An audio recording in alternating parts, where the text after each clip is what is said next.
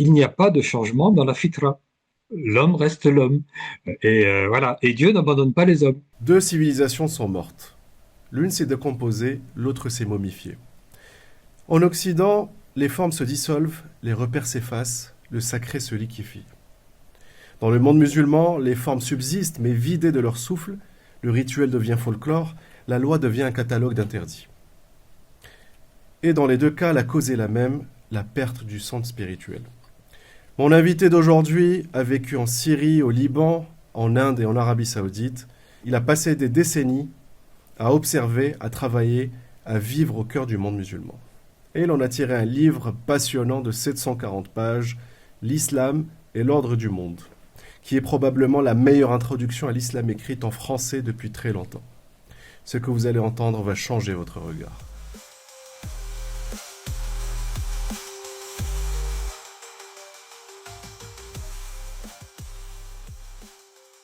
Yves, tu as vécu en Syrie, au Liban, en Iran, en Inde, en Arabie Saoudite.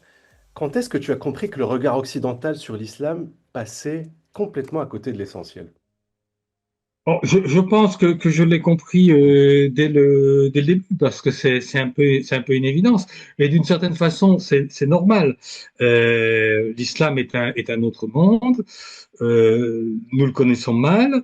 Les musulmans, et notamment les musulmans arabes, connaissent très mal l'Occident, y compris ceux qui parlent les langues occidentales et qui s'imaginent connaître l'Occident.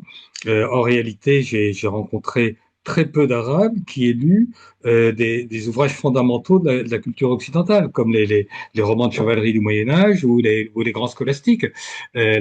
Donc c'est en fait une chose assez normale que l'on connaisse mal les autres civilisations. Par contre, ce que j'ai compris beaucoup plus tard et très tardivement, c'est que il y a de la part de l'Occident une sorte de refus de connaître qui me paraît un phénomène nouveau. C'est-à-dire que lorsque j'étais jeune, et comme vous le voyez, j'ai des cheveux qui sont plus blancs que noirs, lorsque j'étais jeune, s'intéresser au monde musulman, ça paraissait une chose tout à fait normale, et ça ne, ça ne soulevait aucun problème. Ah, Qui provient d'une sorte de régression de l'Occident et qui est un phénomène dont je ne pourrais pas dire qu'il est, qu'il est entièrement nouveau, mais je pense qu'il s'est accentué après une période où il s'était atténué. effectivement. Mais tu écris justement que les Occidentaux qui allaient en Orient, de manière générale, y allaient en fonction des doutes que leur inspirait leur propre civilisation, une sorte d'effet miroir. Est-ce que je peux me permettre de te poser la question, quels étaient tes doutes à toi? Oh, mes doutes à moi, c'était celle de quelqu'un qui a compris assez jeune, je crois que on ne peut pas vivre sans spiritualité et que l'Occident moderne et je dirais maintenant le reste du monde s'est tourné d'abord vers une sorte de matérialisme avant de se tourner maintenant vers autre chose qui est peut-être pire que le matérialisme, qui est une espèce d'irrationalité. On est passé de la phase de la rationalité où l'on est plus sensible au souffle de l'esprit, à la phase de l'irrationalité où l'on est sensible au souffle de la folie, qui n'est pas la même chose, heureusement, que le souffle de l'esprit. Mais quoi qu'il en soit, il était évident pour moi, quand j'avais 20 ans, que nous avions fait fausse route. Euh, donc c'était effectivement une démarche assez normale que d'aller voir ailleurs. C'est plus tard d'ailleurs que j'ai compris que l'ailleurs n'était pas loin d'avoir fait fausse route aussi. Maintenant, c'est aussi une chose qui tient non pas à une réflexion, mais à une attitude tout à fait spontanée qui précède la réflexion. On connaît les vers d'Aragon. J'aimais déjà les étrangères quand j'étais un petit enfant. Ouais. J'ai toujours été ainsi. J'ai toujours été très attiré par ce qui était étranger. Euh, je me suis toujours posé des questions sur l'humain en soi. je me souviens de longues conversations avec un camarade quand j'étais en classe de second. Qu'est-ce que l'humain, qu'est-ce que la nature humaine? Et je crois que j'ai très vite compris que on ne peut pas se poser ce genre de questions avec pour seule référence une variété d'humains, c'est-à-dire l'homme occidental, et même pas l'homme occidental moderne, qu'il fallait voir ailleurs. Donc, d'où effectivement un intérêt pour les autres civilisations, pas seulement la civilisation musulmane, pour l'ethnologie aussi, un intérêt qui ne s'est pas démenti, mais qui à un certain moment s'est un peu focalisé sur le monde musulman, peut-être parce que c'était le plus facile à aborder. Une chose tout à fait étonnante aussi, c'est que beaucoup de gens aujourd'hui en Europe se représentent le monde musulman comme un monde extraordinairement étranger, alors que des autres civilisations, c'est la plus proche de la nôtre. Elle est même extrêmement proche à bien des égards. Et il est beaucoup plus facile de comprendre les concepts de la pensée musulmane que de comprendre les concepts de la pensée chinoise. Voilà, sans parler des Inuits ou des Pygmées, où c'est encore plus compliqué. Oui, tout à fait, tout à fait. Et pour reprendre, j'aimerais rebondir sur, tu as parlé justement par rapport à ces doutes, par rapport en fait à l'impact de ce monde moderne et par rapport à ton retour d'expérience. Tu reprends une phrase de Peggy où tu dis que dans le monde moderne, tout est moderne, même le religieux, même la religion. Tu racontes avoir vu les processions de Ashura à Téhéran à l'époque avec tout le monde qui brandissait son smartphone. À quel moment tu as réalisé, et pas que l'Iran, on peut reprendre peut-être l'exemple de l'Inde qui est parfaitement cohérent, qu'en fait, à quel moment tu t'es rendu compte que face à cette modernité, personne n'était épargné en réalité? Alors, c'était pour cela comme pour d'autres choses. La réflexion est nourrie à la fois par ce qu'on voit, ce dans quoi l'on vit, et aussi par les lectures. Ce qu'on voit, c'est effectivement ce que tu évoques. Un Iran où les rituels typiquement chiites ont toujours lieu, mais semblent avoir subtilement changé de sens, c'est-à-dire que on ne voit plus beaucoup de gens pleurer dans les processions, à part des gens très âgés, et ce qui était un rituel de, de deuil et de repentir est devenu un rituel d'affirmation identitaire. C'est pour ça que j'ai parlé dans mon tout dernier livre de Shiite Pride. Voilà, c'est une espèce d'affirmation identitaire à Téhéran. De la même façon, en Inde, il y a une affirmation d'identité hindouiste avec ce terme complètement oxymorique de nationalisme hindou.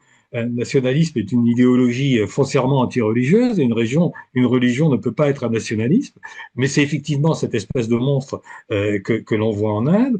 Et on voit aussi partout que l'opposition à l'influence des puissances occidentales passe en fait par les mêmes instruments, c'est-à-dire par la technique, comme si la technique était neutre. La technique transforme ceux qui l'utilisent. Hein.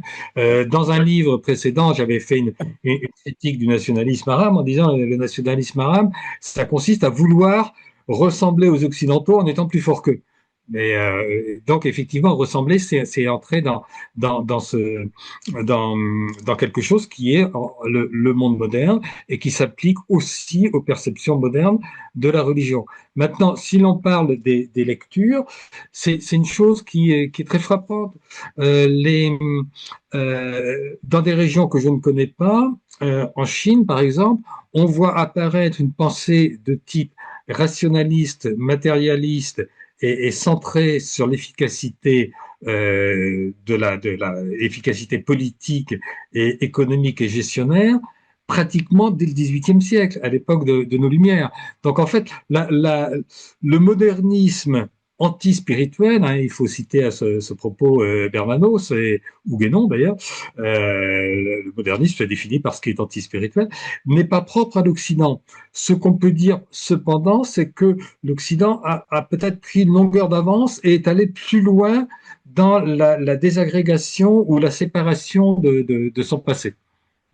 Je vois. Alors, effectivement, quand on reste accroché à un héritage tout en modifiant le sens de cet héritage, on en conserve la forme, certaines pratiques, éventuellement des pratiques religieuses, et alors s'applique parfaitement la remarque de Peggy, dans le monde moderne, tout est moderne, même la religion, qui, sous des formes extérieures, n'est plus ce qu'elle était quand elle était autre chose que un des aspects d'un monde moderne qui est foncièrement anti-spirituel, mais qui n'est pas nécessairement anti-religieux. Et le premier à l'avoir remarqué, peut-être, c'est Tocqueville à propos de la religion en Amérique. C'est vrai, c'est vrai, tout à fait, tout à fait.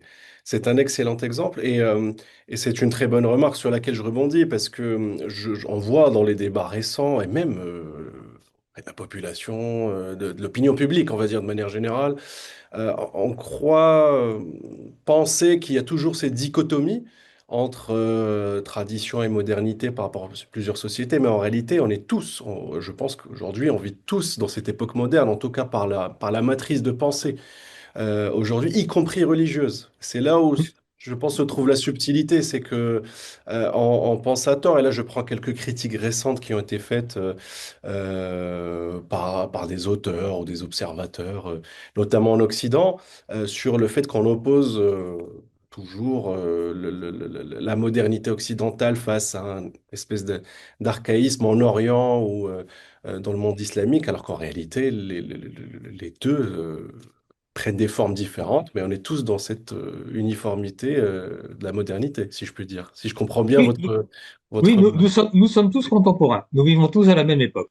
Tout Et à fait. ça, c'est une chose que, effectivement, je n'avais pas réalisé il y a quelques décennies, quand j'ai commencé à regarder un peu loin de ma France natale, où je vivais encore dans une illusion qui est assez répandue d'ailleurs, l'illusion qu'il y a des parties du monde préservées. Je pense pas qu'il y ait des parties du monde réservées. Il peut y avoir peut-être ici ou là de micro-isolats, mais globalement, nous vivons tous à la même époque. Simplement, les traits de l'époque ne se manifestent pas de la même façon en fonction du substrat civilisationnel. Hein. On cite toujours la phrase de Chesterton, qui n'est pas exactement authentique, d'ailleurs, elle n'est pas vraie mot pour mot, mais peu importe, qui dit les idées modernes sont des idées chrétiennes devenues folles. Eh bien, en Inde, les idées modernes sont des idées indiennes devenues folles. En Chine, les idées modernes sont des idées chinoises devenues folles. Et dans le monde musulman, les idées modernes sont des idées musulmanes devenues folles. C'est-à-dire il y a toujours un rapport avec le passé qui fait que la déspiritualisation moderne va prendre des formes différentes qui les rendent méconnaissables aux yeux d'un observateur extérieur. Oui, oui, oui, tout à fait, tout à fait. Je pense que ce sont d'excellents exemples, pardon. Et pour rentrer justement dans le cœur un peu de votre dernier ouvrage, ou plutôt de votre ouvrage L'Islam et l'ordre du monde, euh, pour prendre l'exemple islamique bien précis, parce que la plupart des gens pensent que l'islam, c'est un monothéisme strict, y compris dans le monde musulman, hein, presque opposé au polythéisme antique. Euh, Moi, j'ai adoré ta thèse, si je puis me permettre, et ton travail. Tu défends exactement l'inverse. Là, tu parles de monothéisme cosmique, d'une affinité de nature entre l'islam et la philosophie grecque. Je pense notamment au passage sur le lien entre islam et néoplatonisme. Est-ce que tu peux nous expliquer cela, notamment aux spectateurs, aux auditeurs du podcast, comme si on était autour d'un café? Voilà. Alors, je vais essayer, en essayant aussi de ne pas être trop ennuyeux et de pas trop plonger dans des considérations théologiques ou philosophiques. Mm. Euh, il le faudra un petit peu, mais on va se restreindre au minimum. Bon, tout d'abord, une constatation s'impose.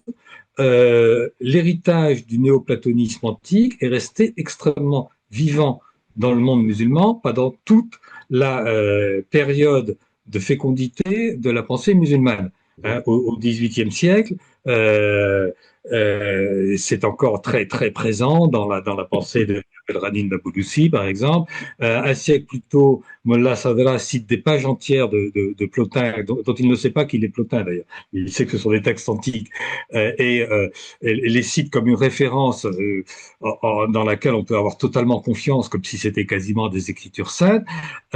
L'héritage de la Grèce est resté beaucoup plus vivant dans le monde musulman qu'ailleurs. Alors, est-ce que c'est un hasard? Il y a pas de hasard dans l'histoire des civilisations. Si cet héritage est resté vivant, c'est pas par une influence inexplicable. D'ailleurs, les influences n'existent pas. On parle toujours d'influence, c'est une façon très superficielle et paresseuse d'expliquer les choses. Si on reçoit une influence, c'est qu'on est prêt à la recevoir. Donc, si on est prêt à la recevoir, c'est qu'elle correspond à quelque chose qui n'est pas extérieur à soi, mais qui est déjà en soi à titre de potentialité. Bon, donc déjà, ça nous met sur la piste. Qu'est-ce qu'il y a qui fait que le monde musulman s'est reconnu dans la pensée grecque et que la philosophie musulmane a été globalement et constamment une philosophie, je dirais, de saveur platonicienne ou plus précisément néo-platonicienne, ce que la philosophie occidentale n'a été que par intermittence et notamment à la Renaissance. C'est à la Renaissance, c'est à un moment où les deux civilisations sont moins éloignées qu'elles ne l'ont jamais été avant ou après.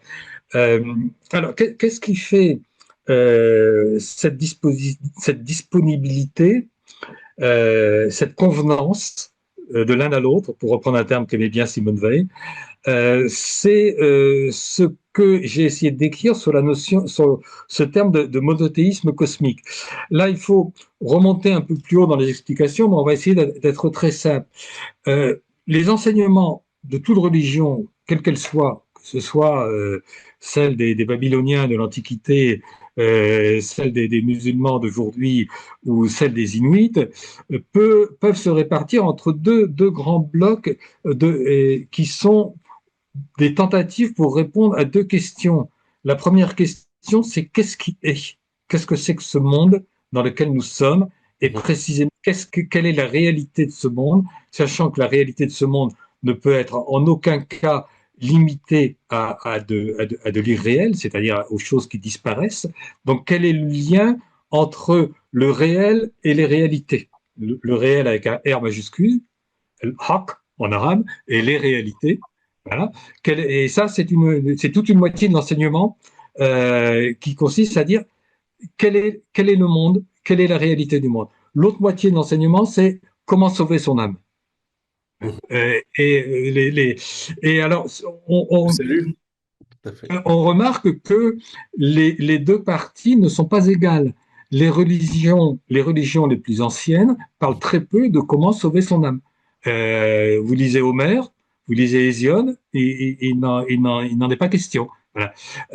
Et en général, on pourrait dire que les religions dites polythéistes, alors il faut dire ce que ça veut dire polythéiste, personne n'a jamais cru qu'il y avait plusieurs dieux, Oui. mais on a cru que Dieu se manifestait sous différentes façons, que l'on peut appeler des noms divins, ou que l'on peut appeler des anges, ou que l'on peut appeler des dieux au pluriel et avec une minuscule et non pas une majuscule. C'est une question de langage. Voilà.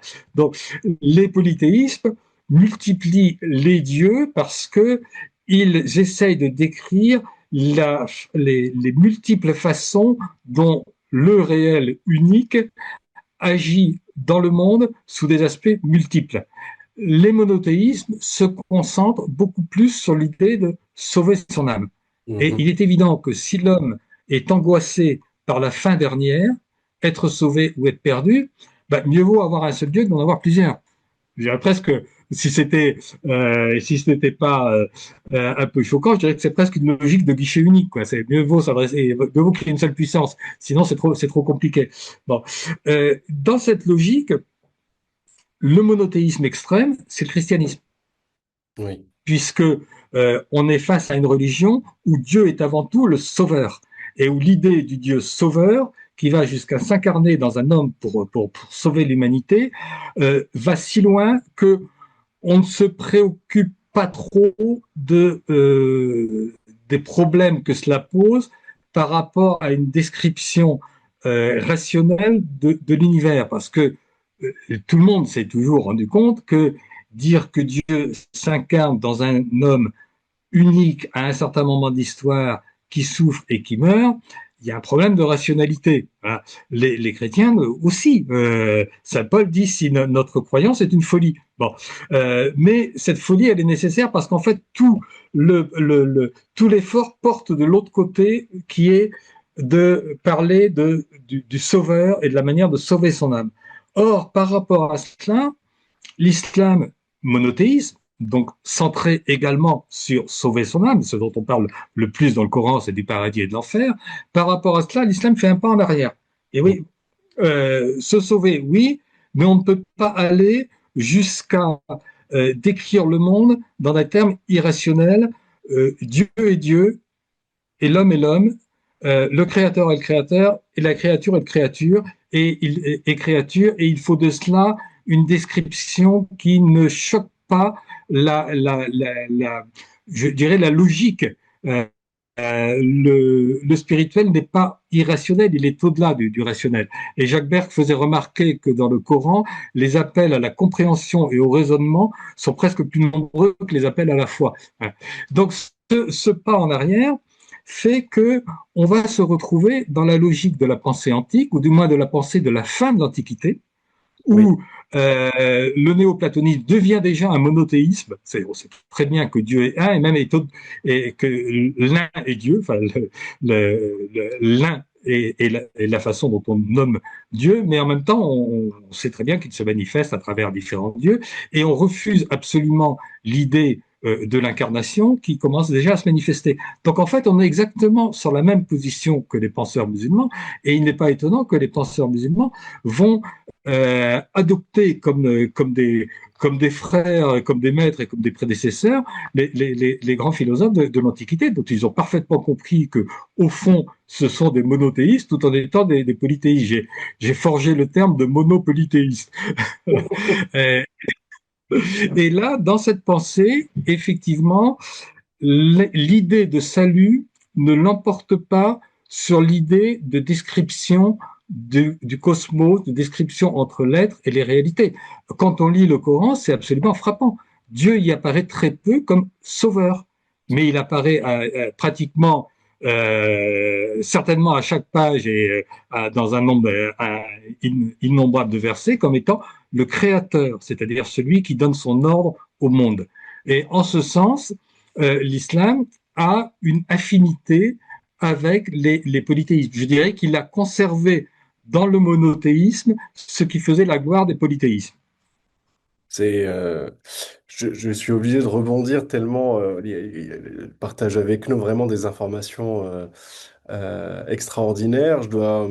J'aimerais rebondir sur plusieurs éléments effectivement par rapport à, tout d'abord par rapport à cela effectivement, c'est un aspect qui est, on va pas dire méconnu aussi, un peu méconnu peut-être avec un prisme occidental et même qu'il est utile de rappeler y compris dans la tradition islamique au niveau spirituel qu'il y a que l'aspect justement de contemplation, si j'ai bien compris, qui est commun Mmh. justement avec les anciennes croyances dites polythéistes ou dites païennes, même si le mot est péjoratif, peut-être péjoratif à la base, mais cet aspect de contemplation par rapport effectivement à la question de qui on est et par rapport à la question de la création est beaucoup plus présente, notamment, si je ne dis pas de bêtises, à travers les sourates révélées à la Mecque, al-Mekkia, Mmh. plutôt que les sourates. Si je fais cette dichotomie, elle est peut-être pas à 100%, elle n'est pas à 100% vraie, mais voilà, peut-être celles qui ont été révélées Médine, le Medenia, qui, elles, sont plus près de la question du salut et de la foi. Enfin, en tout cas, du salut de l'âme, si je dis pas de bêtises. Oui, C'est pas... elles sont surtout les sourates que l'on suppose révélées à Médine, parce qu'en fait tout ça est assez incertain, mais Mhm. cela paraît en tout cas vraisemblable, Mhm. sont surtout très impliquées dans la question qui se pose à ce moment-là, c'est-à-dire organiser une société. Et Mhm. là, on peut dire que c'est un point en partie commun entre l'islam et le christianisme, c'est-à-dire qu'il ne s'agit pas d'être une secte de parfaits. Il ne s'agit pas d'être une secte de sages parfaits retirés du monde. Les musulmans ne sont pas des jamiches. Ils se retirent pas du monde. Donc il s'agit de prendre l'homme comme il est, la société comme elle est, et de l'organiser. L'islam va plus loin dans cette direction que le christianisme, puisqu'il assume d'être loi, alors que le christianisme n'a jamais totalement assumé d'être loi. Mais tout de même, dans le christianisme aussi, il y a cette volonté.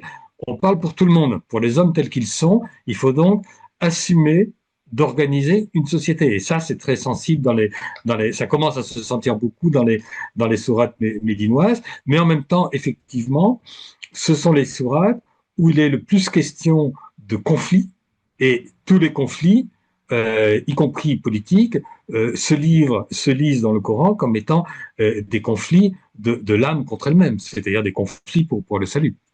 Tout à fait, tout à fait.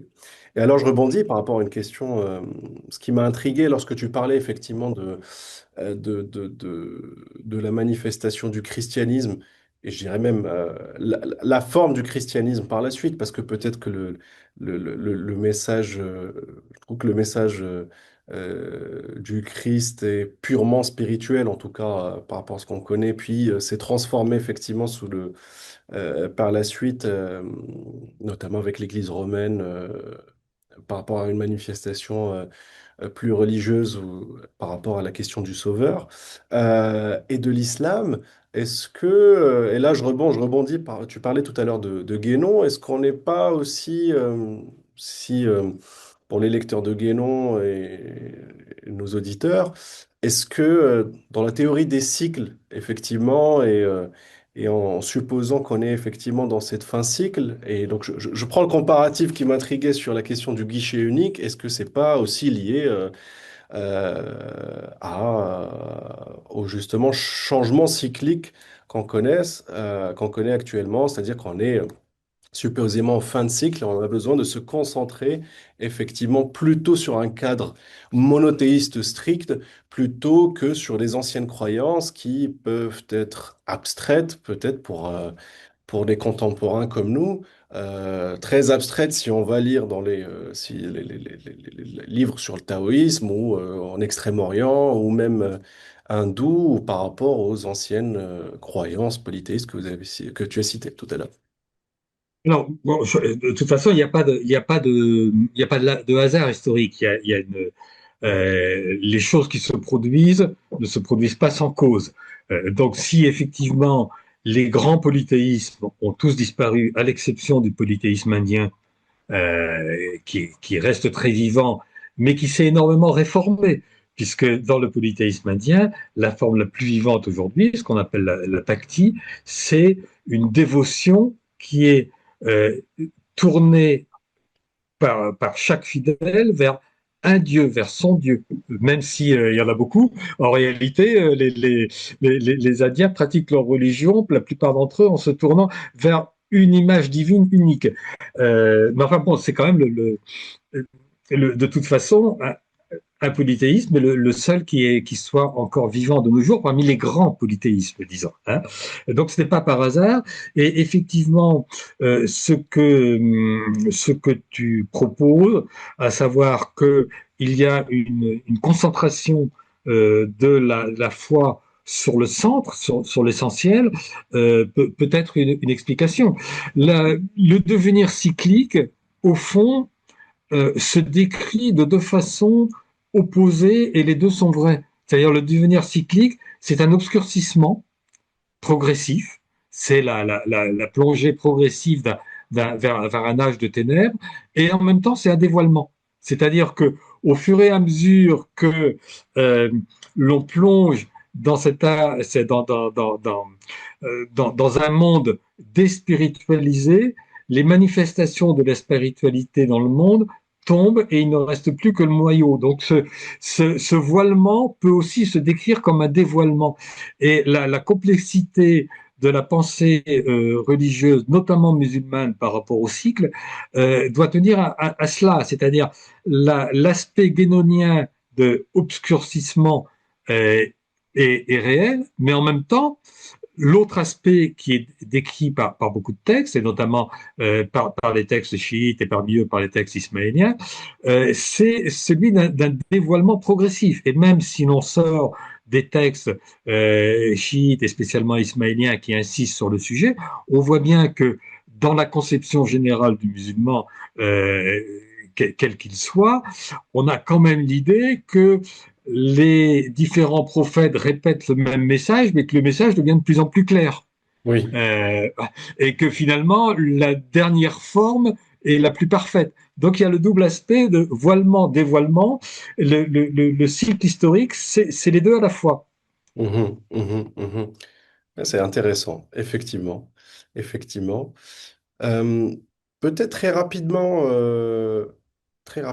je prends un exemple concret par rapport à cela. C'est peut-être euh, pour nos auditeurs, je continue rapidement sur la partie théologique qui est vraiment passionnante, et philosophique également, avant de repasser sur la question de, de, de, de ces croyances et de la modernité. Euh, Tu parles à un moment dans ton ouvrage de la nature humaine, et c'est vrai il y a un aspect qui m'intrigue depuis un certain moment. L'une des différences théologiques, je pense, fondamentales entre l'islam et le christianisme, dont on ne parle pas assez, c'est la question du péché originel. Tout à fait. Et je pense, j'ai trouvé ce passage très impactant et intéressant dans ton ouvrage parce qu'elle façonne, ou en tout cas elle change la vision des deux mondes, et ça peut être peut-être une clé de ce pont, en tout cas de ce dialogue entre Orient et Occident. Il n'y a pas de péché originel en islam, alors que christianisme, oui. Donc selon l'islam, l'homme a oublié, mais il n'est pas déchu. D'ailleurs, donc l'homme a oublié, mais il n'est pas déchu. Qu'est-ce que ça change concrètement dans la façon de voir le monde, et notamment entre ces deux mondes? Alors, ça change Ouais, beaucoup de toi qui choses. arpièges dans les deux mondes, justement. Voilà, ça change beaucoup de choses. Alors, je dois d'abord dire que certains lecteurs et amis chrétiens m'ont dit, tu vas un peu fort parce que la place donnée au péché originel n'est pas aussi centrale dans toutes les formes du christianisme. C'est Elle vrai. est nettement moins centrale dans le christianisme oriental que dans le christianisme catholique de l'Occident. Et même dans celui-ci, euh, les... euh, les interprétations sont différentes. La, le courant de théologie chrétienne qui donne vraiment cette place centrale à ce phénomène du péché originel, c'est le courant augustinien, donc de Saint Augustin. Et c'est pas le seul. Certes, répondais-je, ce n'est pas le seul, mais il a quand même été dominant, au moins en Occident, et c'est pas par hasard. Au fond, Saint Augustin a poussé à l'extrême une tendance qui est présente partout dans le christianisme. Donc le péché originel, qu'est-ce que c'est? Le péché originel, c'est pas seulement le premier péché. Dans à peu près toutes les religions, il y a un récit sur le premier péché. Il y en a dans les mythes africains, il y en a dans les mythes grecs, etc. Et évidemment dans le Coran aussi. Mais le péché originel, c'est pas seulement le premier péché, c'est le péché qui change la nature de l'homme. L'homme n'est plus le même après. Hein. Il a perdu sa capacité de connaître Dieu à moins de l'intervention d'un sauveur. Or, une des affirmations les plus fortes du Coran, c'est il n'y a pas de changement dans la fitra, dans la nature originelle de l'homme. Donc, il y a le péché, il y a un premier péché, mais il n'est à l'origine de rien, il n'est pas originel. Le premier péché révèle simplement ce que les anges savaient, à savoir que l'homme, par nature, est pécheur. Ce n'est pas une transformation de sa nature et une chute, c'est sa nature. Et il est pécheur, il ne peut pas ne pas pécher, mais il conserve toujours en lui-même la capacité de retrouver la vérité. Il est foncièrement capable de Dieu. Je ne dirais pas que cette idée est absente du christianisme, elle est très présente aussi, mais néanmoins avec un peu plus de difficulté. Ce qui a notamment un effet, alors là on revient à la philosophie, que les auteurs musulmans, du moins les spirituels musulmans, vont se trouver tout à fait d'accord avec cette idée de l'Antiquité, avec cette idée de Plotin, à savoir que l'homme est toujours déjà sauvé. Il est toujours déjà sauvé à condition qu'il réalise qu'il l'est. C'est-à-dire qu'en fait, nous ne pouvons pas ne pas être au fond de nous-mêmes en accord avec notre Créateur. Euh, c'est le, c'est comme une, une pièce secrète et cachée dans une forteresse, au centre de cette forteresse, une pièce dont nous aurions perdu la clé. Si nous en avons perdu la clé, elle existe quand même. Et Ibn Arabi, là-dessus, notamment, est extraordinaire, quoi. Il le dit, celui qui s'égare et celui qui se perd suivent la même voie, simplement celui qui se perd ne sait pas qu'il la suit. Et c'est exactement la même idée qu'on va trouver chez Plotin et chez les auteurs de la fin de l'Antiquité. Et donc, déjà, cette conséquence, cette familiarité, enfin, cette convenance entre la pensée islamique qui est d'une extraordinaire d'un extraordinaire optimisme sur l'homme et la pensée antique qui avait aussi cet extraordinaire optimisme. Non pas que l'homme soit pas pécheur, mais c'est normal qu'il le soit et ça ne fait pas de lui un égaré. Euh, et ça a aussi pour conséquence, je pense, l'organisation de l'islam comme religion. C'est-à-dire que en islam, il n'y a pas de sacrement. Il n'y a Exact. pas besoin d'un baptême pour que l'homme redevienne capable de Dieu. Il l'est de naissance. D'accord. De la même façon, l'islam est une religion extraordinairement inorganisée, puisqu'il n'y a pas de prêtre, il y a des clercs, il y a un clergé au sens où il y a des clercs, des gens savants en religion, mais il y a pas de prêtre et il n'y a pas de vraie hiérarchie religieuse. Et au fond, le musulman n'a d'autre autorité que son fort intérieur, parce que même s'il se place sous l'autorité d'un docteur de la loi qu'il estime particulièrement savant, ou d'un cher soufi qu'il estime particulièrement sage, c'est lui-même qui estime cela. Donc finalement, le fort intérieur est toujours la dernière autorité. Et il y a une très grande confiance dans le fort intérieur. Confiance qui paraît parfois excessive et qui explique d'ailleurs que euh, l'absence d'une autorité en islam pour dire ceci est vrai, ceci est faux, qui témoigne d'une confiance dans les capacités humaines, je dirais la capacité spirituelle native de l'homme, sa fitra, cette confiance fait que on n'a jamais empêché en islam les ânes de braire. C'est-à-dire qu'on n'a jamais empêché des propos stupides contre le culte des saints, par exemple. Bon, on a toujours fait confiance dans le fait que il n'y avait pas besoin d'interdire ce genre de propos pour que les musulmans ne s'égarent pas. Et effectivement, ça a fonctionné jusqu'à l'époque moderne. À l'opposition, en opposition, dans le monde chrétien, et notamment le monde chrétien occidental latin, cette absence de confiance, cette idée que l'homme déchu ne peut pas trouver sa voie seul, a amené à une autorité dogmatique qui a ses inconvénients évidents, mais qui a aussi ses avantages, c'est qu'effectivement, à un certain moment, quand certains propos sont foncièrement hérétiques, le couperet tombe. En islam, il y a une très grande liberté de pensée, contrairement à ce qu'on imagine. Et les quelques cas de personnes qui ont été dans l'histoire du monde musulman persécutées pour leurs idées religieuses, quand on les examine de près, en réalité, c'est toujours parce que le pouvoir politique voyait dans ses idées religieuses un risque de mobilisation politique. Quand il n'y avait pas ce risque de mobilisation politique, on laissait dire. C'est très intéressant, enfin je veux dire, et très peu connu effectivement, et très important à noter, surtout par rapport à ce qui se dit récemment euh, au niveau des commentaires publics, politiques ou autres. Justement, bon, il y a un auteur français récemment qui vient de publier un ouvrage, je crois, sur l'islam et la modernité ou contre la modernité, où lui affirme que l'islam a rejeté l'héritage des grandes civilisations antiques. Toi, tu démontres le contraire, et d'ailleurs depuis tout à l'heure. En somme, que répondre à cette thèse? Tu l'as fait déjà là par rapport à, de manière magistrale au niveau philosophique, mais de manière générale, tous les critiques, justement, je dirais par ignorance et méconnaissance euh, de l'islam, que peut-on leur répondre par rapport à ce point bien précis? Alors, par rapport à ce point bien précis, le rejet des civilisations antiques, bien, la première chose qu'il faudrait recommander à cet auteur, c'est d'apprendre à lire. ce qui est pas toujours superflu. Hein. Il faut lire les textes. Il faut lire les textes. L'héritage de la pensée antique est omniprésent dans l'islam partout, y compris chez les mutakallimin, qui pourtant ne sont pas les plus affûtés philosophiquement. Eux aussi emploient la logique aristotélicienne.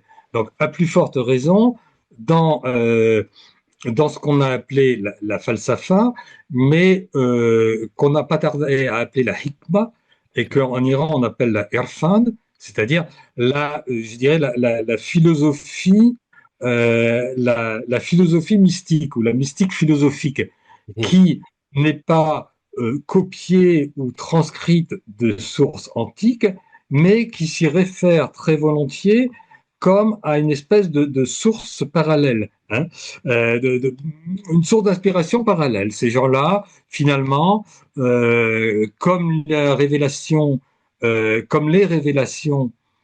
ne cessent de répéter le même message fondamental, comme on le dit et le redit dans le Coran, hein, et le message fondamental est toujours le même. Comme de plus, comme on le dit aussi dans le Coran, certains prophètes sont nommés, mais il y en a eu d'innombrables qui ne sont pas nommés. Bien, il faut admettre que les penseurs de l'Antiquité dépendaient aussi de prophètes qu'on ne connaît pas ou qu'on croit connaître. Certains disent que Pythagore était un prophète. Les auteurs musulmans le disent tranquillement. Ça Voilà. se effectivement discute. Et par conséquent, il n'y a aucune raison de ne pas utiliser cet héritage qui est omniprésent. D'un autre côté, il faut lire les auteurs musulmans, mais il faut aussi lire les auteurs antiques. Et je crois que l'écrivain que vous évoquez n'a aucune connaissance de l'Antiquité et n'a aucune connaissance des travaux récents sur l'Antiquité. Alors quand je parle de travaux récents, c'est des travaux qui ont plus d'un siècle. Mais bon, c'est encore récent.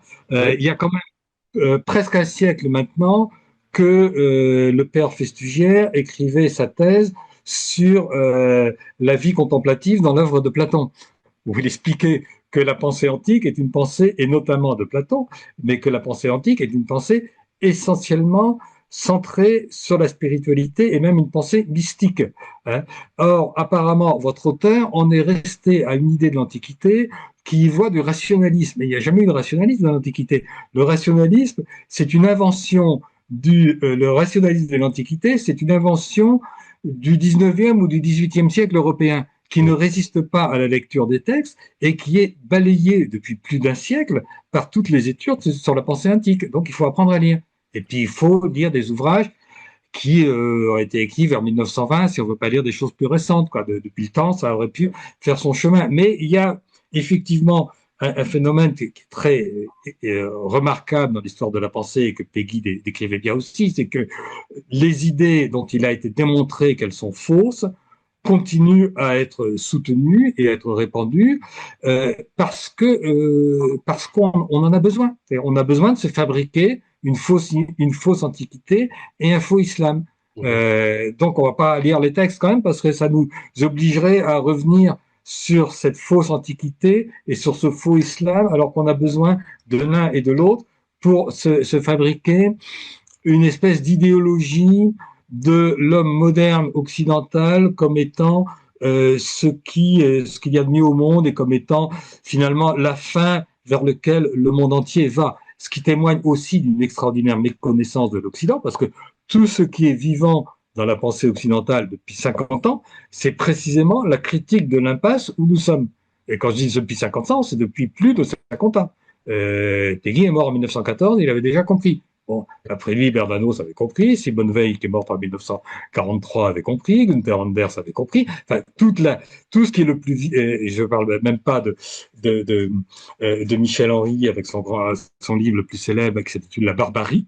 Et la barbarie, c'est précisément ce dans quoi est entré l'Occident avec l'époque moderne, dit Michel Henry. Bon, tout ce qui est le plus vivant dans la pensée occidentale depuis des décennies, c'est une critique de ce qu'admirent encore des gens qui, en fait, qui en sont restés à une espèce de doxa journalistique. Bon, alors la doxa journalistique, ça plaît aux journalistes, c'est normal. Donc, vous écrivez des choses de ce niveau, eh ben, vous plaisez à un certain nombre de personnes et on vous montre à la télévision et vous avez votre quart d'heure de célébrité.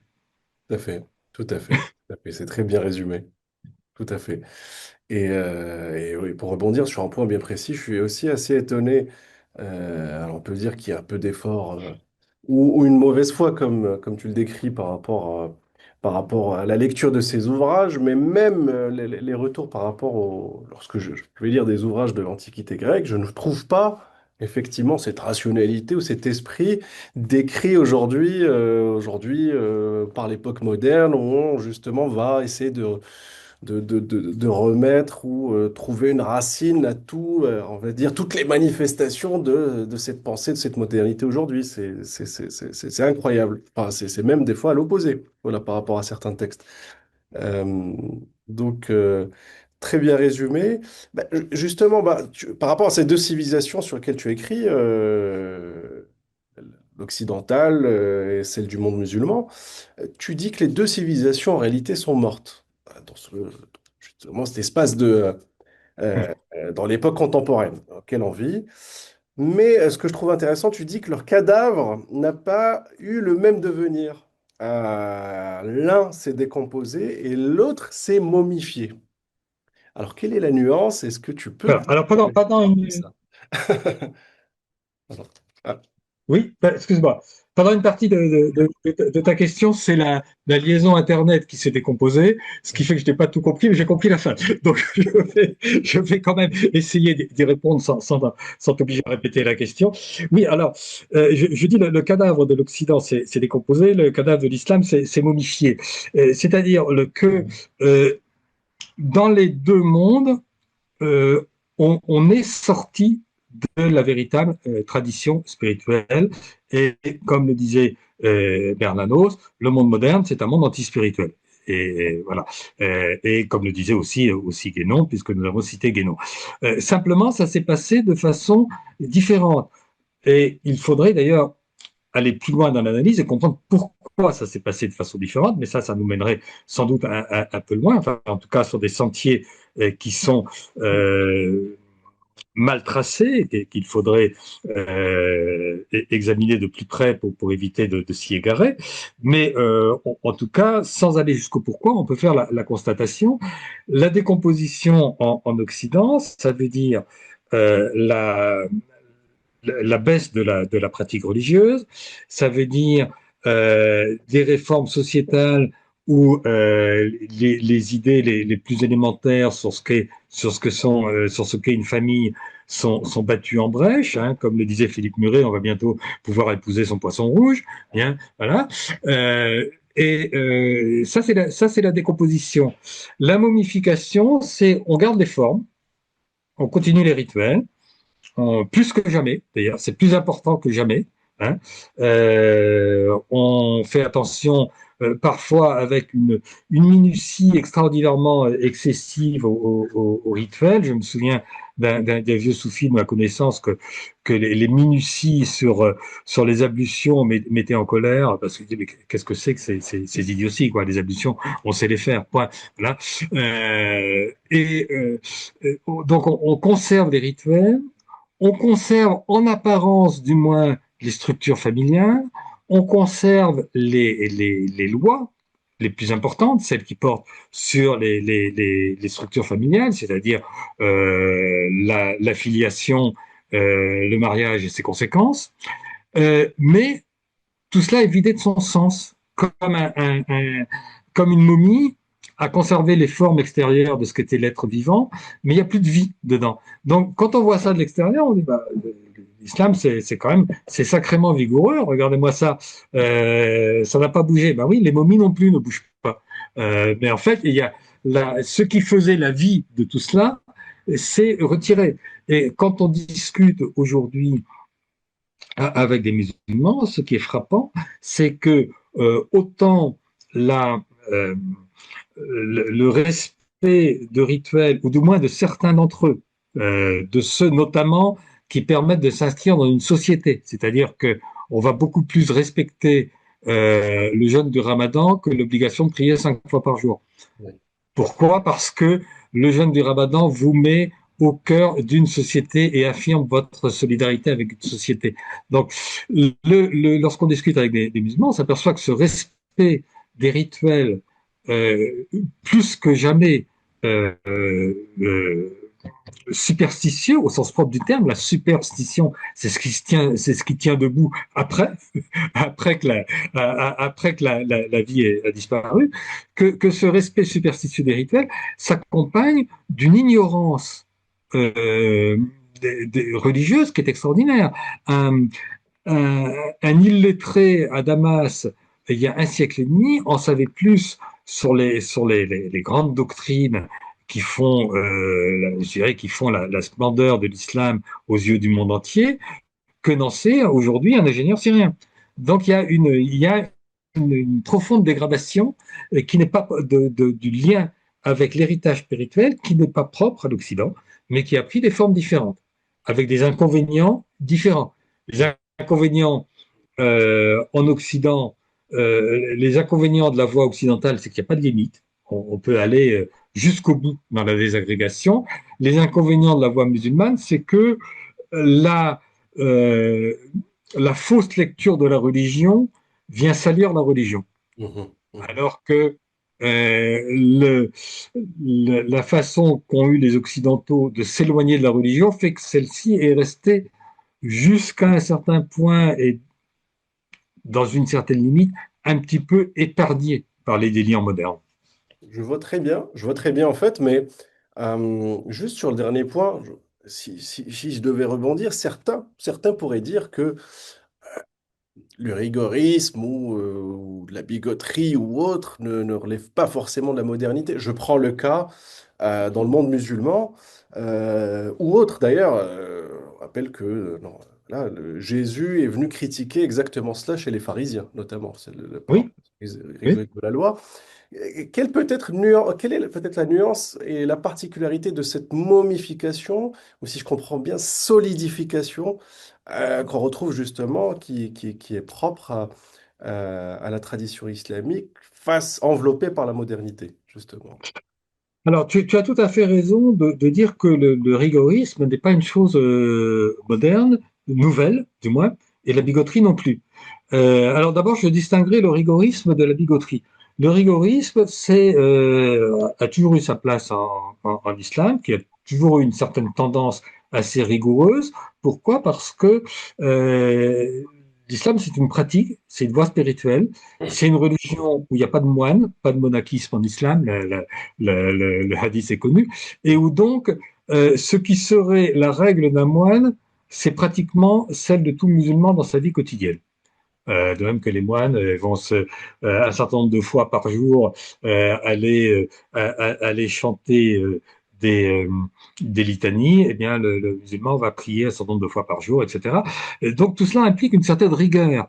Mais certains musulmans, certaines tendances dans l'islam qui existent depuis les origines, ont toujours été assez rigoristes, mais notamment dans le soufisme, il y a un soufisme rigoriste, ça a toujours existé. Bon. Mais le rigorisme n'est pas en soi la déspiritualisation. C'est une pratique de règles de vie en vue de la vie spirituelle. Ce n'est pas une pratique de règles de vie pour elle-même, et ça n'est pas non plus une malédiction sur ceux qui ne pratiquent pas ces règles. Euh, les euh, euh, Sayyid Haïdar Amoli, qui est un auteur qui aimait bien Corbin, rappelle cette règle des maîtres, ils ne maudissent personne. Hein, c'est pas parce que on suit une règle avec rigueur que l'on estime que dans sa vie, sa voie spirituelle passe par une rigueur d'existence, que l'on maudit ceux qui organisent leur vie d'une autre façon et suivent une autre voie. Voilà. Bien. Ibn Arabi d'ailleurs raconte qu'il avait rencontré à Damas un cher qui buvait et un jour il l'avait rencontré un peu ivre. Et donc il dit, je lui fis des reproches, mais je ne lui retirai pas mon estime. Par contre, il avait rencontré un autre cher dont il s'aperçut un jour qu'il mentait. Il dit, je ne lui fis pas de reproches, mais je lui retirai mon estime. C'est qui est tout à fait différent. Euh, donc le rigorisme a toujours existé. La bigoterie, c'est autre chose. La bigoterie, c'est quand la règle fait perdre de vue le sens spirituel. Oui. Or, ça a effectivement toujours existé. Mais ça a toujours été quelque chose d'assez minoritaire. ça n'avait pas grande influence. Les, euh, les bigots qui critiquaient les grands rassemblements des Maosim à Tantar en Égypte, les autres Maosim, eh ben, on les laissait critiquer et tout le monde s'en fichait. Voilà. Bon. Ibn Taymiyyah qui critiquait, qui n'était pourtant pas un imbécile, il y a des choses très intéressantes dans Ibn Taymiyyah, mais Je vais rebondir dessus d'ailleurs. Oui, oui. qui critiquait le culte des saints, eh ben, on le laissait critiquer, mais le culte des saints se pratiquait sans lui et ralliait l'immense majorité des musulmans. Et puis s'il était trop un petit peu embêtant, on le mettait en prison, voilà, pour qu'il se calme un peu. Bon. Donc ces choses-là ont toujours existé, mais n'ont jamais été majoritaires et dominants avant l'entrée dans le temps moderne, c'est-à-dire en gros dans une période qui va se situer progressivement, selon les régions du monde musulman, entre 1850 et 1950. Mhm, mhm. Non, je vois très bien. Donc il Tu- ne faut pas confondre, excuse-moi, non. l'origine. Alors ça, c'est souvent une erreur que font les historiens. Ils recherchent l'origine d'une idée, c'est-à-dire le moment où elle s'exprime pour la première fois. Mais ce qui est significatif historiquement, c'est pas le moment où elle s'exprime pour la première fois, c'est le moment où elle devient dominante. Oui, oui, oui. C'est vrai. C'est vrai, totalement. Totalement. C'est une nuance assez importante. Et par rapport à ce que tu disais, donc j'allais d'ailleurs prendre l'exemple, j'allais dire, est-ce que du coup, Ibn Taymiyyah, qui bon, d'ailleurs en plus, beaucoup de salafistes ne le savent pas, était soufi, et puis bon, il y avait un contexte historique particulier, les invasions mongoles, etc., serait un rigoriste, et puis un salafiste contemporain serait euh, c'est pas la même, on va dire, c'est pas la même rigueur, on va dire. L'une est déspiritualisée alors que l'autre était quand même dans un contexte assez particulier. Toute comparaison gardée. Je me Oui, suis oui, tout à fait. de, Non, non, de mais Ibn penser à Taymiyyah cela est justement un pendant. personnage complexe, Oui, euh, qui n'a pas de sens philosophique, ça c'est certain. oui, Donc il est choqué par les doctrines d'Ibn Arabi en particulier, qu'il ne comprend pas. oui. Mais c'est quand même, dans son épître des soufis, quelqu'un qui affirme que les grands soufis sont les meilleurs des musulmans. Et qui cite très volontiers comme des autorités les soufis qui ont les propos les plus choquants, comme Abu Yazid Bistami, qu'il cite très volontiers, et qui est d'ailleurs enterré à Damas dans un cimetière qui était réservé aux soufis. Hein, et qui, probablement, dans sa toute dernière épître, finit par dire que finit finalement par des voies différentes à se rallier avec l'idée d'Ibn Arabi qui a tellement choqué, à savoir que l'enfer ne peut pas être définitif et que tout le monde sera sauvé. Ibn Taymiyyah arrive aussi par ses propres voies à la même idée. Donc c'est quand même un personnage beaucoup plus complexe que les Wahhabites. Il n'en reste pas moins que il y a des choses qu'il ne comprend pas, et en particulier, alors qu'il soit choqué par certaines pratiques de certains soufis, comme la pratique du samra, de l'audition musicale, etc. C'est pas étonnant, beaucoup de chers soufis eux-mêmes se tiennent à l'écart de ces pratiques. Hein. Mais par exemple, il ne comprend pas la nécessité du culte des saints. Il ne comprend pas que, et ça c'est très grave.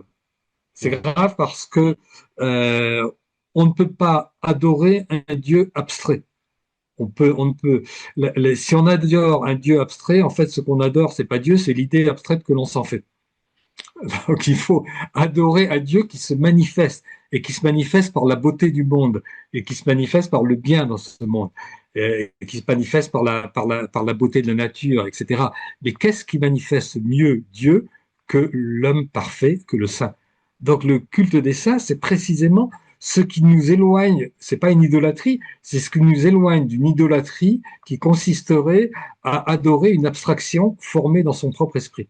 Une nouvelle idole Et ça, aussi. Ibn Taymiyyah ne comprend pas parce qu'il n'a pas tellement d'esprit philosophique. Tout à fait, tout Quelles à que fait. soient par ailleurs ses qualités, hein, c'est un personnage intéressant. Oui, oui, c'est très intéressant en effet.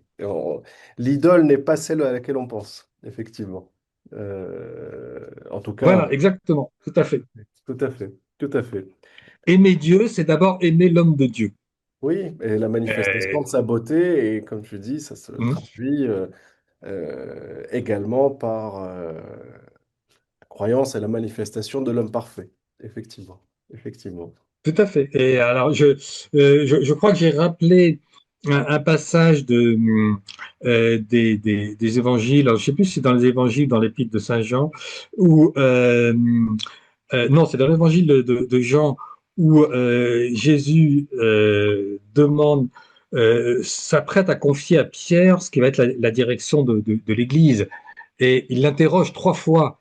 Et il ne l'interroge pas sur ses croyances. Il ne s'interroge pas pour savoir s'il a compris sa prédication. Il lui pose 3 fois la même question. Est-ce que tu m'aimes? Oui, Voilà, oui, c'est la, aimer Dieu, c'est aimer l'homme de Dieu. Et si on n'aime pas l'homme de Dieu, eh bien, la religion devient une abstraction. Et ça, Ibn Taymiyyah l'avait peut-être pas très bien compris. oh, c'est clair. C'est clair, c'est clair. Tout à fait. C'est passionnant. Mais en somme, pour résumer, et tu le dis très bien, l'islamo-wahhabisme, et là je parle d'islamo-wahhabisme moderne, n'est pas un retour à la tradition, contrairement à ce qu'on pense de manière générale et ce qu'on pense notamment en Occident, mais c'est au contraire exact. Et même tu vas plus loin en disant que le nationalisme, de manière générale, et l'islamisme sont les deux têtes du même monstre. Quel est ce monstre? Oui. Je veux dire. Ouais. Alors, d'abord, d'une façon générale, je pense qu'il n'y a jamais de retour à la tradition. D'abord, le retour à la tradition, ce serait quoi? Je discutais récemment avec un ami chrétien, protestant, qui me parlait du retour à la simplicité primitive. Mais d'abord, la simplicité primitive, t'en sais rien. Tu ne sais pas, et personne ne sait, on n'a pas assez de documents pour savoir ce qu'était l'islam à ses débuts ou ce qu'était le christianisme à ses débuts. On n'en sait rien. Oui. Voilà. Euh, Deuxièmement, ce qui nous relie à tout ce passé, c'est ce qui s'est passé tout autour du temps sans discontinuer. Ce qui te relie à ton enfance, c'est ta vie d'homme qui n'a jamais, qui n'a pas cessé et qui fait qu'il y a un lien continu, que tu n'as jamais oublié l'enfant que tu étais. Ce n'est pas redevenir enfant. On ne redevient pas enfant, on ne redevient pas ce qu'on a été à ce moment-là, d'autant qu'on en a une vue très approximative, mais ce qu'on sait, c'est qu'il y a une continuité, que cette continuité n'a jamais été rompue. Donc la tradition, c'est cela, c'est une continuité qui n'est pas rompue et qui s'adapte aux hommes tout au long de l'histoire. Il n'y a jamais de retour à l'origine. C'est une supercherie, le retour à l'origine. Alors, quand on veut quand même revenir à l'origine, qu'est-ce qu'on fait? Ben, on s'imagine l'origine. On se l'imagine comment? On se l'imagine d'après soi, c'est-à-dire d'après sa mentalité d'homme moderne. C'est, on se fabrique une image de l'origine conforme à sa propre mentalité. Donc on s'imagine un prophète au milieu de ce compagnon conforme à ce que l'on voudrait qu'il fût, c'est-à-dire conforme à notre mentalité à nous. Donc les salafistes vont s'imaginer un prophète rigoriste et complètement éloigné de toute pensée théologique ou métaphysique d'un haut niveau. Et puis, d'une certaine façon, ceux qui attribuent aux prophètes des pensées au contraire d'un très haut niveau philosophique vont aussi se l'imaginer d'après eux. Simplement, ils vont projeter sur lui des hautes pensées, alors que d'autres projetteront sur lui des pensées très terre à terre. Mais dans tous les cas, on projette. On se représente le passé à partir le passé le plus lointain à partir de ce que l'on est au présent. Le retour à l'origine est toujours une projection du présent sur le passé. Il y a pas de retour à l'origine. Et quand je dis le nationalisme et l'islamisme sont les deux têtes du même monde, c'est-à-dire que ça fonctionne de la même façon. On se coupe de la génération précédente. Et les islamistes sont des gens qui maudissent leurs parents et leurs grands-parents en disant ces gens-là sont de mauvais croyants. Voilà. Ils s'étaient éloignés de l'islam véritable. Je lisais récemment dans un livre de Catherine Mayer-Jaouen sur le culte des saints un récit qui lui vient justement de pèlerins marocains Mhm. qui étaient allés faire le pèlerinage et qui avaient été endoctrinés par des gens qui leur expliquaient que le culte des saints était une chose tout à fait hérétique.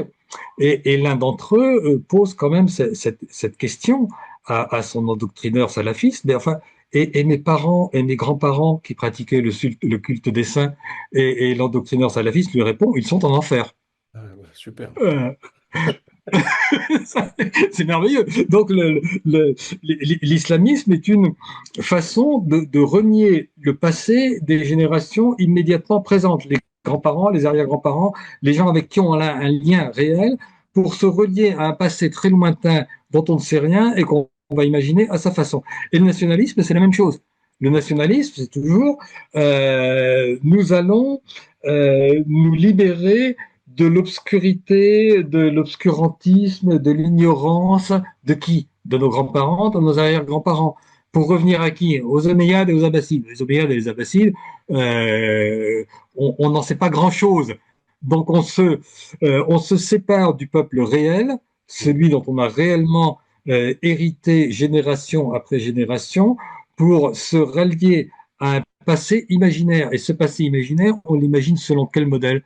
Eh ben, selon le modèle de la modernité. Et de quelle modernité? De la modernité occidentale. Des gens puissants, puissamment organisés, avec des armées avec des armées qui vont de triomphe en triomphe. Euh, Tout à fait, tout à fait. Ça, c'est un point très important parce que je rebondis dessus. Il y a un autre point que tu as abordé dans ton ouvrage, c'est la question, cette question bah, de fierté, qu'elle soit nationaliste ou religieuse ou islamiste, qui est un peu un pendant, loi de polarité oblige, à une question, une problématique de honte de soi, ce que tu viens de citer, notamment par rapport à l'Occident. Tu as décrit conquérant, on avance techniquement, on va dire. Est-ce qu'au fond, c'est pas ça la vraie prison de penser dans le monde musulman?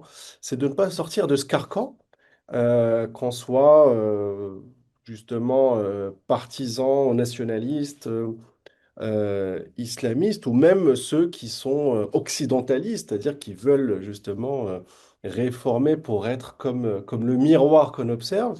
Est-ce que finalement, c'est pas une prison de pensée et que la solution est justement de ne pas se confronter, mais de trouver, ah, on revient à, à ce que tu disais au début, quand tu parlais de l'islam cosmique, euh, à retrouver peut-être les solutions à l'intérieur et pas seulement à l'extérieur.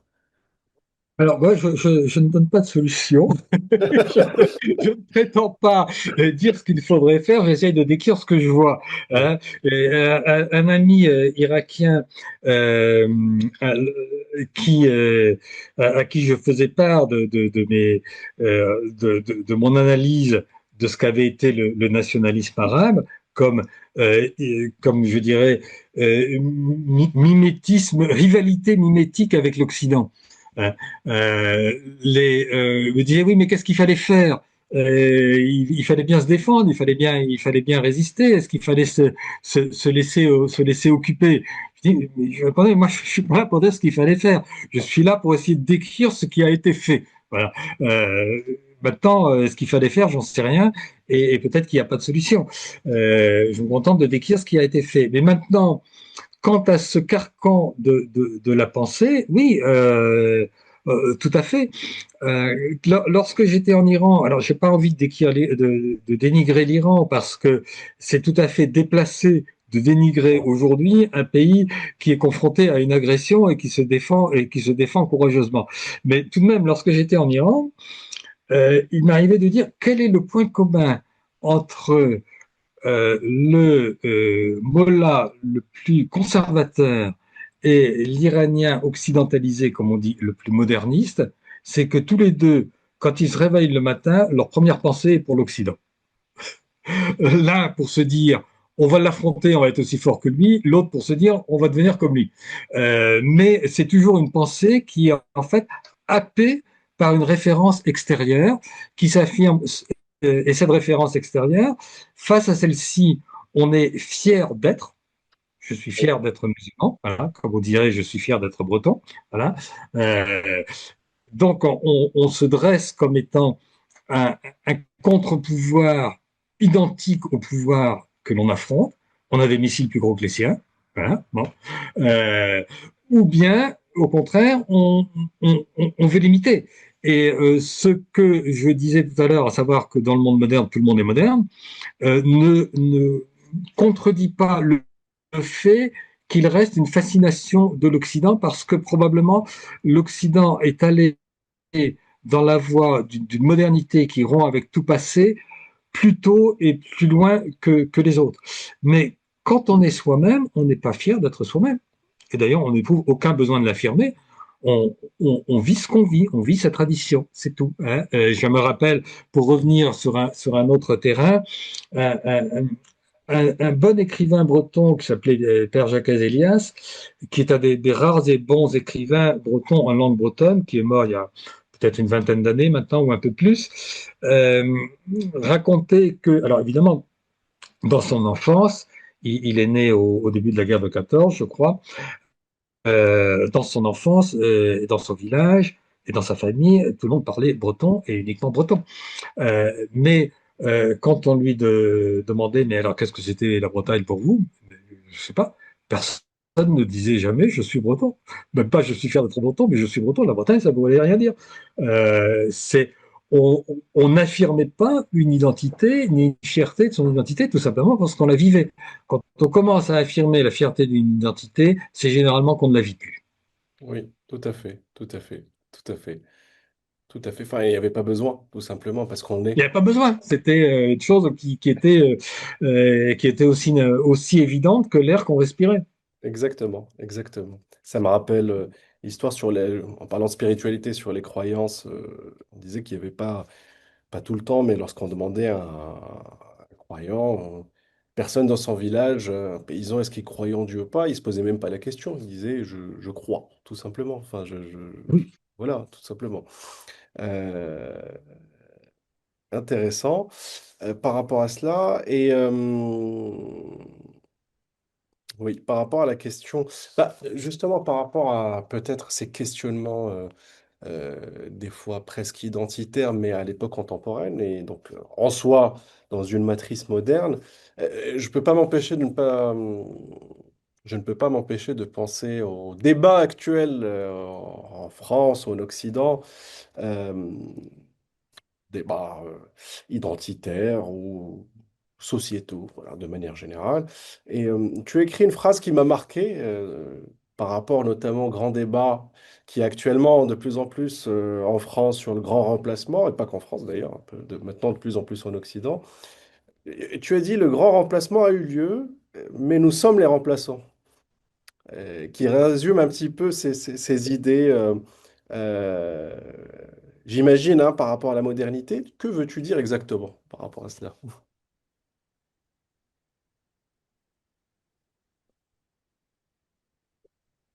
Oui, alors cette phrase, effectivement, le remplacement, le grand remplacement a eu lieu, nous sommes les remplaçants.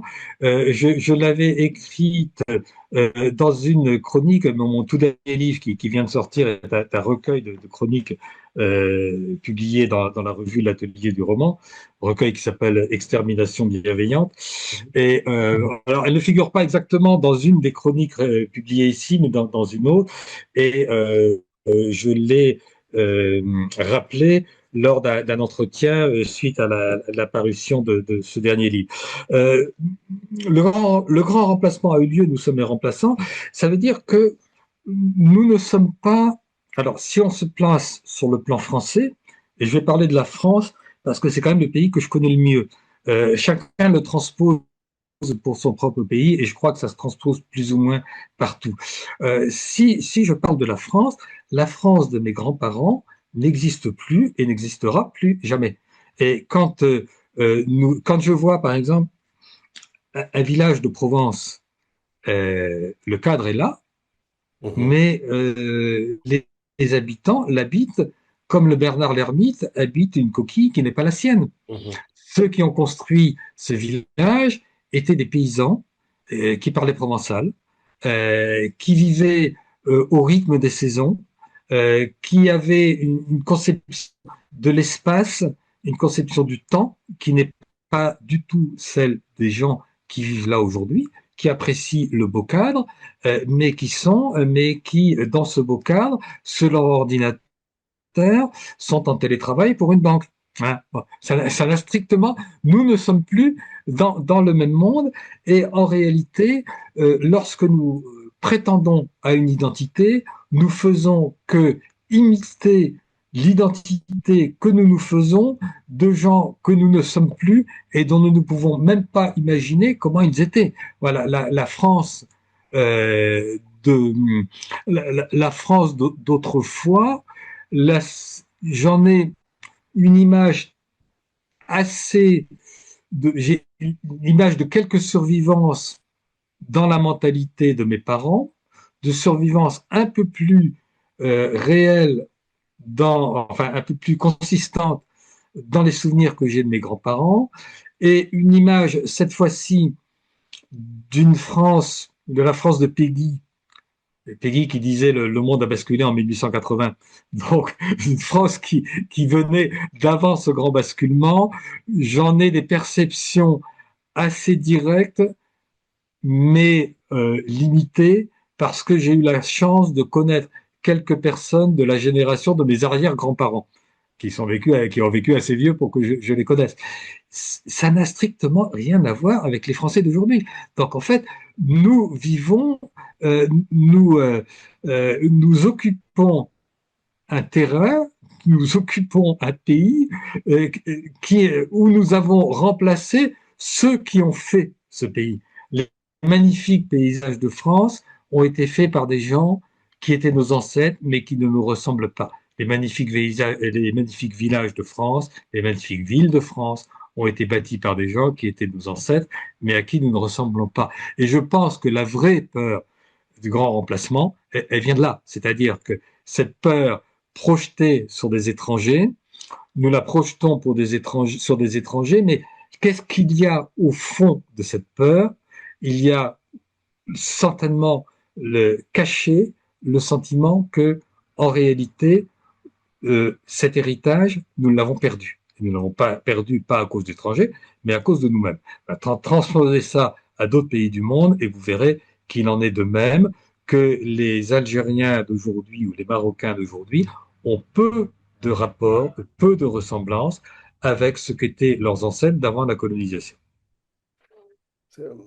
C'est vrai, notamment lorsqu'on transpose à l'international, effectivement. Lorsqu'on voyage, lorsqu'on lit des livres Mmh. au cas d'époque et description des mentalités. Après, bon, on peut dire que pour certains, on peut défendre un certain héritage, enracinement. Je suis d'accord sur le fait que Oui, nous ne ressemblons plus à nos grands-parents, à nos grands-parents, effectivement. Mm. voilà. Alors moi, je crois tout à fait à la nécessité absolue de transmettre un héritage. Mais justement, l'héritage, il est transmis quand on transmet l'héritage à de nouveaux vivants quand les anciens ne sont plus là. Donc effectivement, il faut transmettre un héritage, mais il ne faut pas se faire d'illusions sur la continuation d'un pays. Et si j'ai employé ce terme de grand remplacement, c'est parce que effectivement, du jour où j'ai réalisé cela, euh, je me suis aperçu que la question que l'on se pose en France, qui est qu'est-ce que l'immigration fait à la France, est une question qui est désormais hors jeu. C'est-à-dire que cette question suppose que la France continue à exister et que l'on se demande si l'immigration va les faire du bien ou va les faire du mal. Mais le présupposé, elle continue à exister, est un présupposé qui est faux. En réalité, le pays que nous avons hérité, enfin, le pays qui était la France n'est plus, et quelque chose de nouveau va venir. Et ce quelque chose de nouveau, l'essentiel, c'est qu'il ait reçu du pays qui était la France l'héritage de ce qui méritait d'être hérité. Et peu importe ceux qui en héritent, que ce soit des Français de souche ou des Français récents, l'essentiel, c'est qu'ils en héritent. C'est-à-dire qu'ils héritent de la beauté de ce pays et de l'amour de la beauté de ce pays. Et ça, je crois que les Français d'origine arabe ou africaine sont tout à fait aussi capables que les Français de souche d'apprécier la beauté de la cathédrale de Chartres.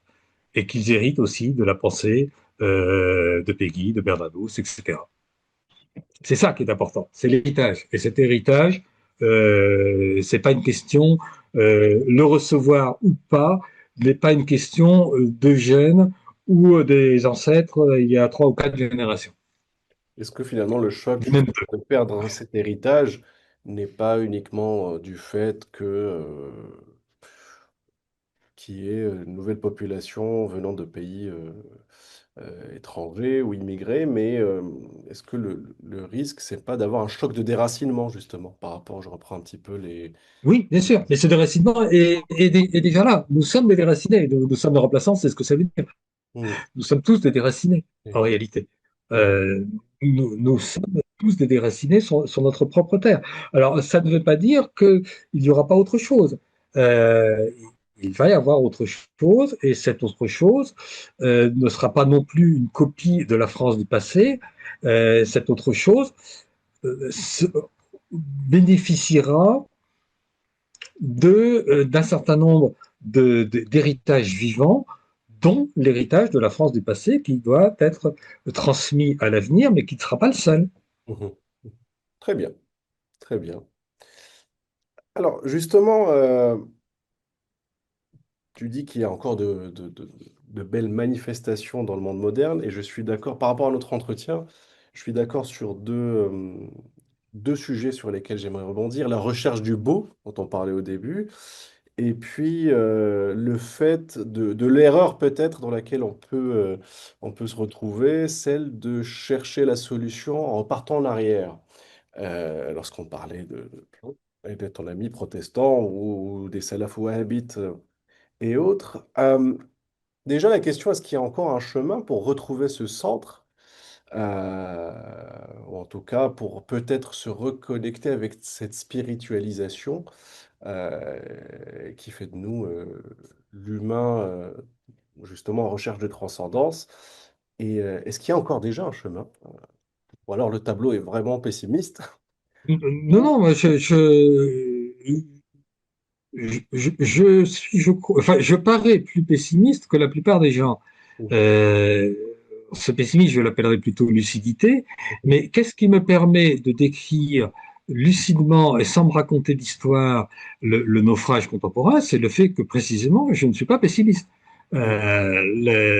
Quand on a peur de décrire le naufrage, c'est parce qu'on se dit que le bateau va couler complètement. Voilà. Euh, je ne pense pas qu'il coule complètement. Je pense que l'homme est toujours humain. Il faut toujours avoir espoir en l'homme.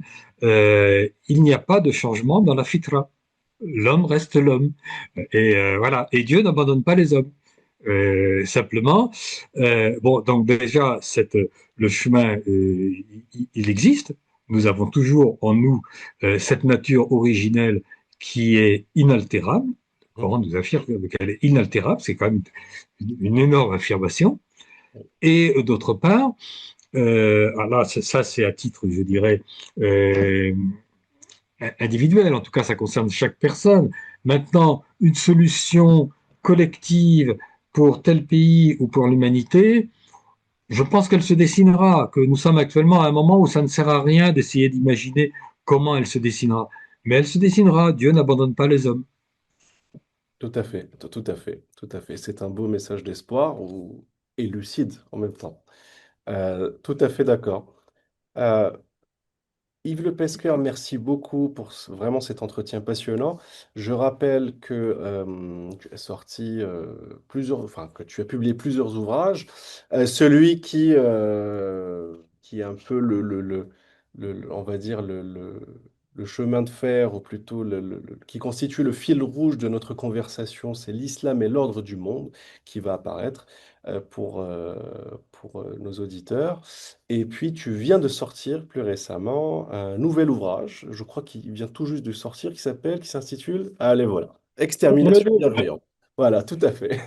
Parfait. Euh, voilà, effectivement, qui sont très différents d'ailleurs, mais qui sont quand même écrits par le même auteur, Mhm. euh, et publiés par le même éditeur qui s'appelle Arcades Ambo.